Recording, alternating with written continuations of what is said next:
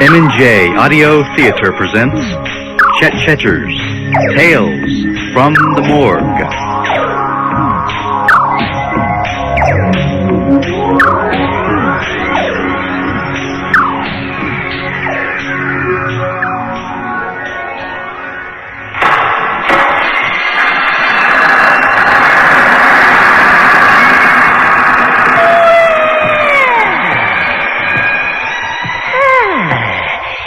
Come in, my friend. Delighted to see you.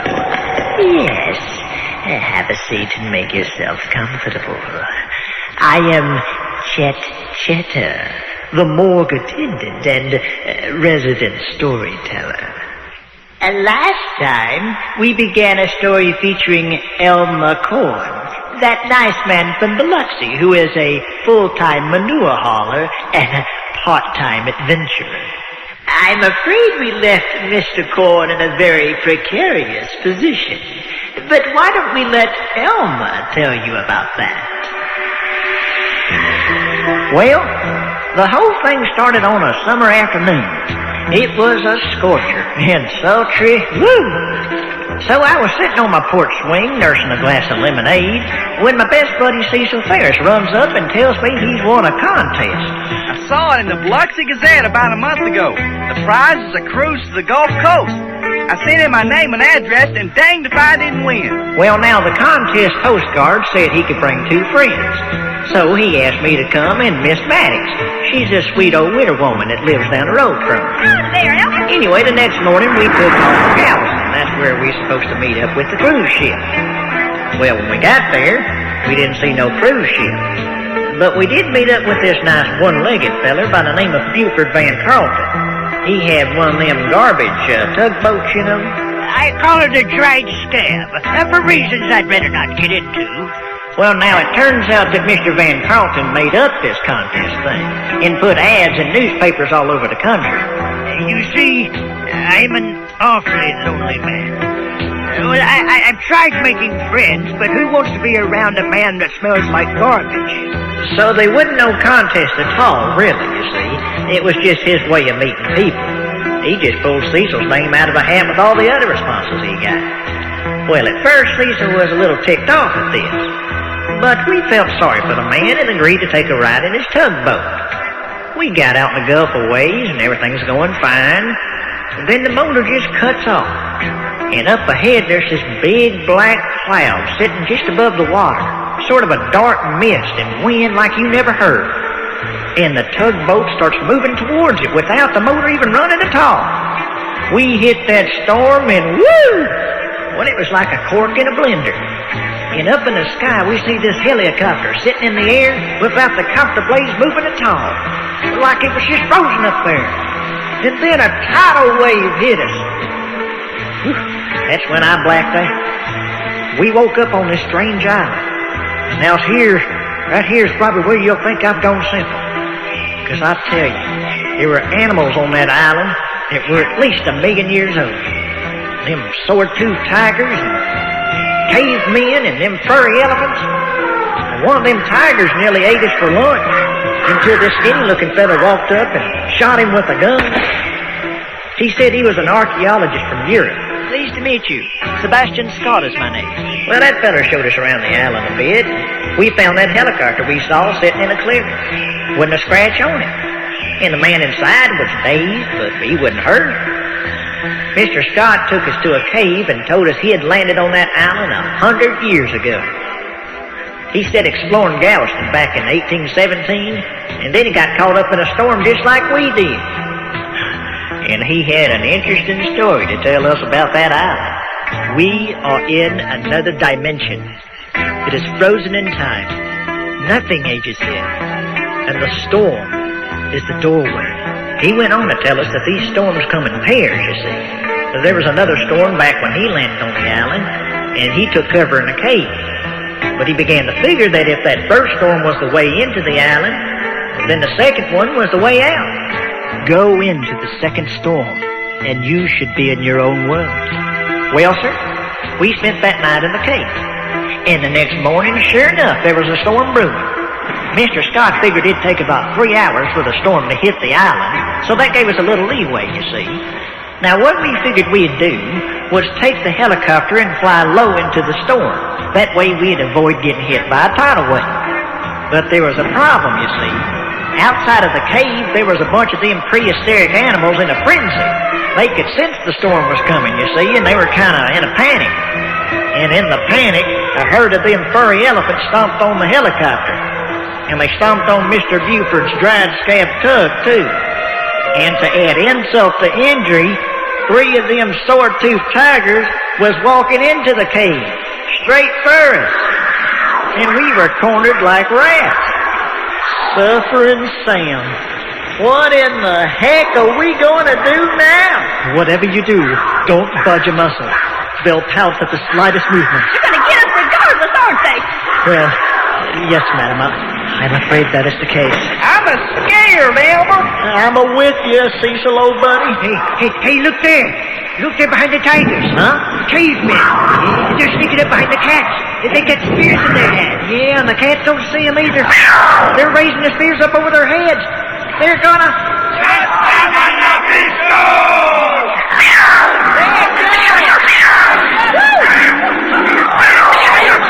Look at that, Cecil! They're sticking them cats! Yeah! Woo-hoo! They killed them cats with the spears! Them are dead cats now! Good show, I say. Excellent work, my friends, excellent. Morgue. Thank you so much. You saved our lives. Hey, man, we're not out of this mess yet. Yeah. The helicopter is still wrecked. Yeah. That tug out there is still wrecked. Yes. And those animals are running in a frenzy out there. That is right. We've got to get into that storm. Time is running out. Well, you have an uncanny nature of stating the obvious, my friend. But it just so happens I have an idea. Oh, yeah? I'm sure it will work. But if you're willing to take a risk, well, heck, mister, I'd do a naked rain jig at this point if I thought it'd help. Well, what's the idea? Well, there's a small opening at the end of the cave here. Yeah. It is quite a tight fit, but it should be sufficient size to cross. You mean to tell me there's more to this cave? Yes, I believe so. How much more, I'm not sure. I've never explored it. However, if we're lucky, it will lead to the other side of the island. Yeah. My theory is that most of the dinosaurs are on this side of the island because the storm is heading this direction. Oh. They're attracted to it somehow. Yeah. On the other side, it should be safe. I see. Once we're there, we can build a raft out of cane and vines. You can take the river channel to the ocean and hit the storm that way. Yeah. Good Thank idea. you. Here's the entrance. Like I said, it's a tight fit, so you'll have to squeeze. Mr. Scott, yes, I'd certainly feel a heck of a lot better about entering the unknown with one of them spear-carrying cavemen at my side. Yes, they would refuse to come along, I'm sure. They believe there are evil spirits inside the cave that will eat your soul. Shall we go? Did he say evil spirits, Elmer? It's just superstition, Cecil. Just the same, I believe I'll let you go ahead of me. Here, through here now. Quickly. Time is of the essence. Come on now. Well, we all crawled through this here opening and come upon this cavern that seemed to stretch on for quite a while. And there was water on the floor of the cave that we had to wade through. It was about knee-high. Oh, Cecil didn't like that. Water. Dadgummit, why'd it have to be water? Well, it's not very deep, Mr. Ferris. Well, you see, old Cecil's got kind of a thing about water. No, I got a thing about dying. I swim like a rock. Yes. Well, just be careful where you walk and watch out for... Ah! Cecil went under! Dadgummit! Mr. Bangkok, give me a hand here! Yeah, Mr. Cohen, yeah. Give me a hand, Cecil! Yeah. I'll help you out there, boy! I got his hand! I got him! Give me a hand! I got him! I got him! Get you out of there! I got you! Cecil. I was afraid you got in. I want to go home, Elmer. Well, we'll get you home, old buddy. We all know the reason why. Yes. Well, we should press on. The time is of the essence, like I say. And do watch out for drop-off. Yeah. Watch out for drop-off. Dang it, Elmer, I'm getting too old for this. And I'm with you all the way, madam. I'm just not built for this sort of thing myself. Yeah. I know what'll break the monotony of all this walk. What's that, Elmer? Why don't we sing this little song while we go along? Oh, come on, fellas. You ain't gonna do nothing else. That's true. Let's go. Sing along with them. Yellow 16 tons, and what do you get? Another day over in the deeper in debt. St. Peter, don't you call me 'cause I can't go. I owe my soul to the company store.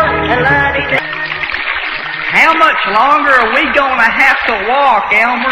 My feet are starting to hurt. Well, my dogs are barking too, Cecil. I'm getting waterlogged from the knees down. But I don't know.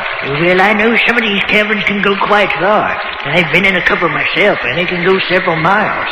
Hey, say, do you hear that? Yeah. There's some kind of squeaking noise or something. Yeah? I think I hear wings. Elmer, if those are bats, I'm gonna throw up. Oh dear, I forgot about the vampire bats. Vampires? They're usually hibernating this time of year. They're deadly poisonous and they're quite hostile. Oh dear, Gilman. We better start to run. I'm with you, mister. There they are. I see them coming up behind us. Run!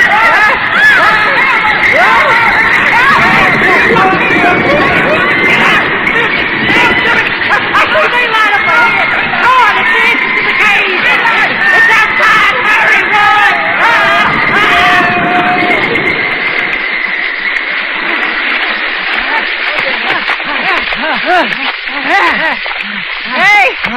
Hey, looky here, y'all! We made it to the outside! Yeah! Woo! Yes, my theory was correct. The cave did lead to the other side of the island. Woo, my heart beat like a rabbit. Yeah. I thought I was going to have a stroke myself. That's exciting stuff, but I'm no long-distance runner.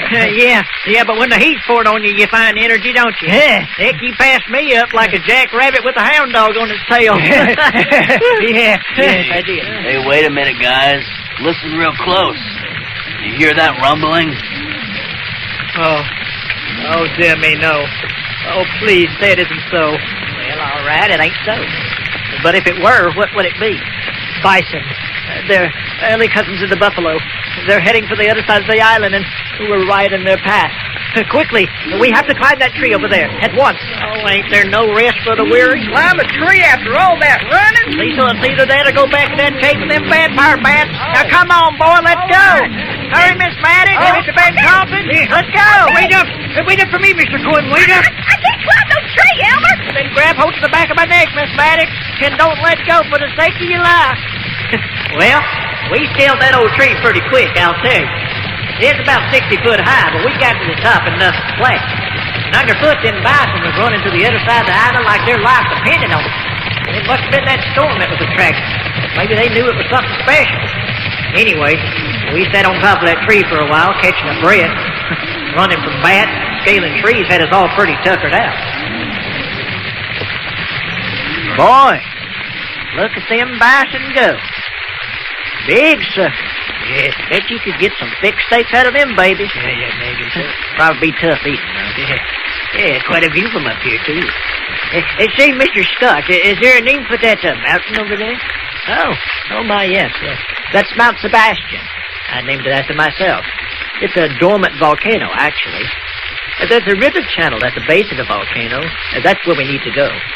Listen, boy, if we don't get into that storm, you're going to be eating dinosaur meat for the rest of your life. Yes, you are right. We should go now. We have about an hour before the storm hits. I just hope getting out of this tree ain't half as bad as getting into it. Well, don't worry, Miss Maddox. I'll help you out. You just,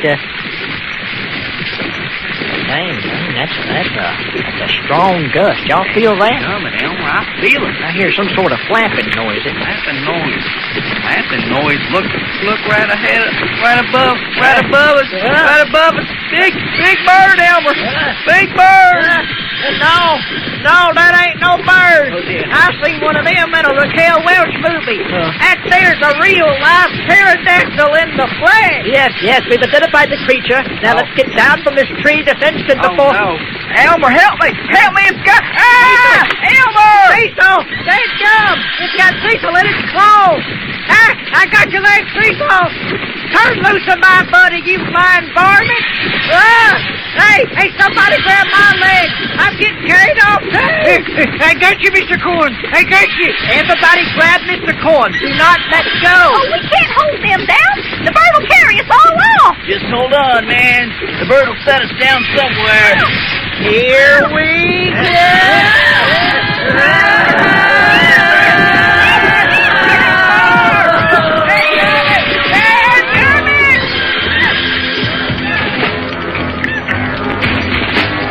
Boy, it was a sight I would have given my right arm to have seen from ground level. All of us clinging on to the bottom of that big bird for dear life. Well, heck, the thing took us up about 1,000 feet in the air, and it started heading for that big volcano we saw earlier.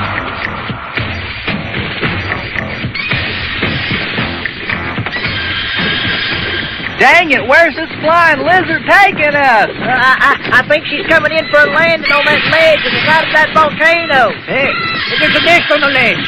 There's 3 babies inside of it. Babies? Them babies are as big as we are. Yeah, I believe we're about to be fed to them. Oh, dear. We're over the nest. It's gonna drop us in the nest. Here we go.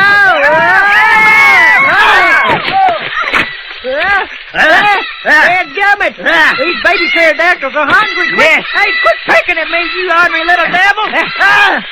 Dadgummit! Grab them by the necks. Grab them by the necks, Mr. Corn. Keep their beaks away from you. They'll bite your heads right off. We can't hold them back for long.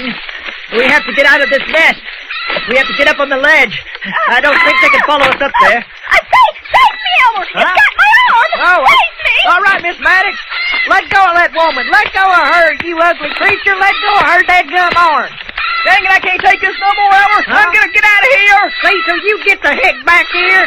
You gotta help hold back these things. This ain't no time to turn yeller. People are counting on you. All right. Miss Maddox, Yeah. climb up on the ledge. Hurry. Okay. We'll hold these things back. All right, Elmer. Oh.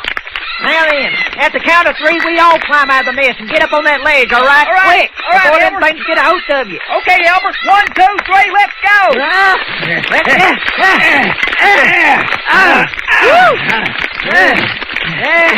There, we made it. Yes. Hey, listen to them babies squawk. Yes. They're dropping because they lost their lungs. we still got a problem, Mr. Corn. We have to get off this ledge. Yeah. That big one's probably going to be back soon, and we have to get to that storm. Well, there's only one way. What's that? We'll have to take the plunge. Dadgummit, it's 600 feet down there. Yes, I know, but there's a lake down there, see it? Yeah? It's Yeah. connected to the river channel.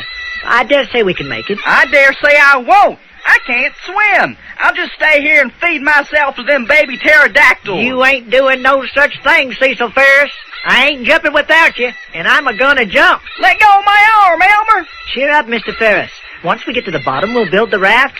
You'll go into the storm and be home in no time. But I can't swim. Hang in there, old buddy. You just hold on to me. I won't let you sink. Are we ready? Ready, Mr. Corn? I guess I'm ready. I'm ready. I'm quite ready. All right then, y'all. Let's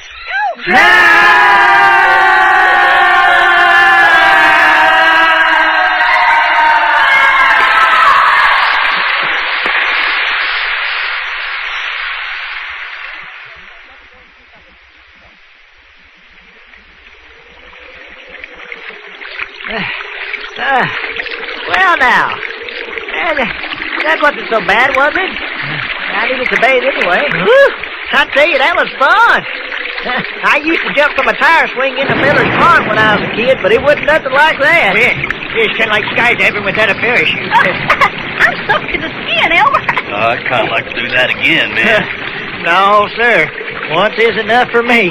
No, it was fun, but, Cecil? Cecil, what you crying for? Elmer, I don't think that we're ever going to get off this island. Oh, come on, Cecil. That ain't no way to think. I don't care, Elmer. In case if we don't make it, I kind of got something I want to tell you. Well, all right. Anything, old buddy. Well, remember that rifle I borrowed from you last year? Uh-huh. And I said an elephant stomped on it? Sure, I remember that. What about it? Well, it weren't no elephant, Elmer. The truth of the matter is I left it in my driveway, and Bernie Edwards come running over it with his pickup truck. Well, shoot, Cecil. I knew that. You did? Heck, Bernie told me about it. Besides, there ain't a whole lot of elephants in Biloxi, except for the occasional circus that comes through. Besides, it wasn't even my gun. I burned it from Lester Pluckett. Told him a bull run over it. I guess that makes us both storytellers, don't it? Hey, listen to that. It's an earthquake. Oh, dear. We gotta get out of here. No, that's no earthquake. It's Mount Sebastian. It's a warning tremor. The volcano's going to erupt soon. Dang, we better get out of this lake and get that raft built. Yeah, a volcano that size can do a lot of damage, man. I'm afraid it will destroy everything on the island. Yeah, it does. I guess we really better skedaddle then. We got to the river channel and found some wild bamboo cane going along the edge of it. We used the cane to build the raft, and we tied everything together with vines. Then we set the raft in the water and we got on top of it. That is, all of us but Mr. Scott. What do you mean you ain't going with us? Mr. Scott, you said yourself that volcano's going to take out the whole island. Yes, but I belong here, Mr. Corn. I've been here since 1817. The Neanderthal men, they're my friends. Are you suggesting I flee like a coward and let them die alone? This is my destiny. Now, you'd better depart. You have about 30 minutes to get to the storm. And you have to get off the island before the volcano erupts. All right, Elmer, the man makes a good point. Now, let's get on out of here. Cecil, I can't leave this man behind. Mr. Scott, the way I see it, this island is in the first place. It's like some sort of freak of nature with dinosaurs and everything. That's true. Well, it's going to go with or without you, so you might as well come along. It's going to go with me, Mr. Corn.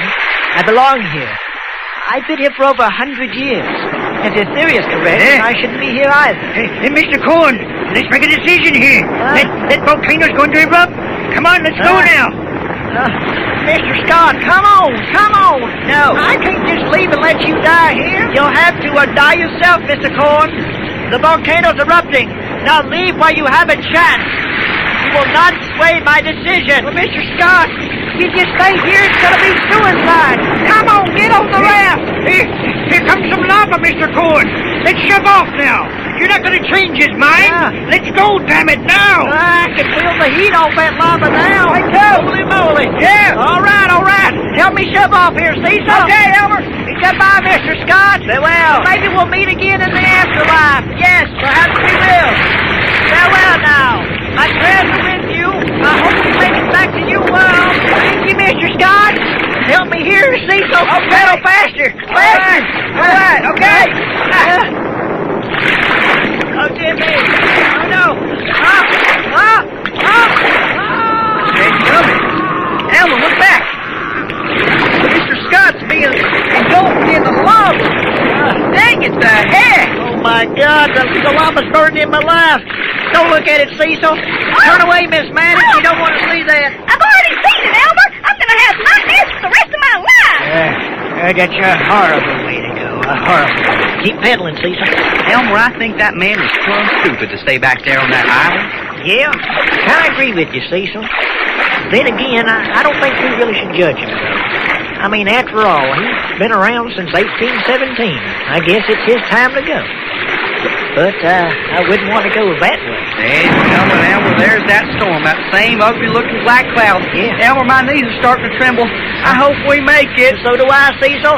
I don't think you need a paddle anymore. It's starting to pull us in just like the first time. Yeah. Oh, boy. It sure would be nice to see Galveston again. I hope this works. Oh, well, we're about to find out. Here comes that tidal wave.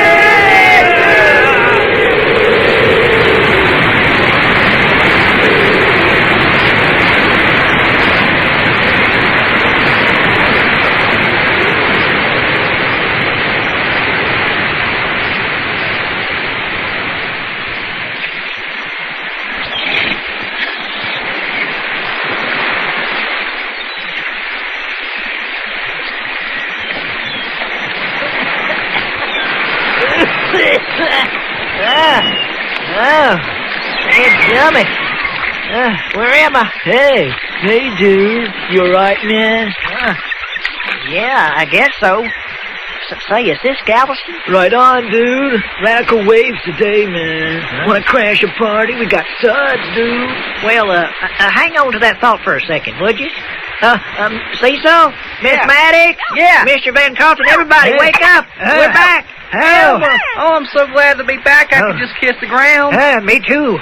I gotta call the insurance company about my tug. Say, man, are you guys surfing? Right on, dude. Radical crash today, man. We got to get our surfing done this week 'cause school starts next week. Bogus. Yeah, this fella here was inviting us to a party. Why don't we join him for a spell and dry out, and then we'll go home? Well, heck, Elmer, why not? But we gotta get home before wrestling. Well, all right. Say, dude, you bring a board, man? Well, no, sir. What would I do if I had one? Classic line, dude. Classic line. Wait till I tell the dudes. Well, all right, sir. You just do that. Well, now. That was quite an adventure, wasn't it? And to think it all started when Mr. Ferris entered a contest. Speaking of which, I've just received a letter from that nice man on TV. Do you think I should send it in? Oh, you have to leave, do you? Well, do return for another story, won't you? Until then, pleasant dreams.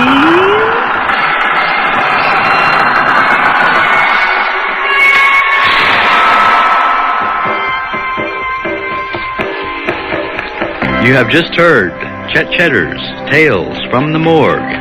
Today's installment, Part 2 of Escape from the Mysterious Island. For correspondence, send to M&J Audio Theater, P.O. Box 252, Mexia, MEXIA, Texas 76667. The names and characters portrayed in this production are fictitious. Any similarities to actual persons, living or dead, is purely coincidental. A production by M&J Audio Theater.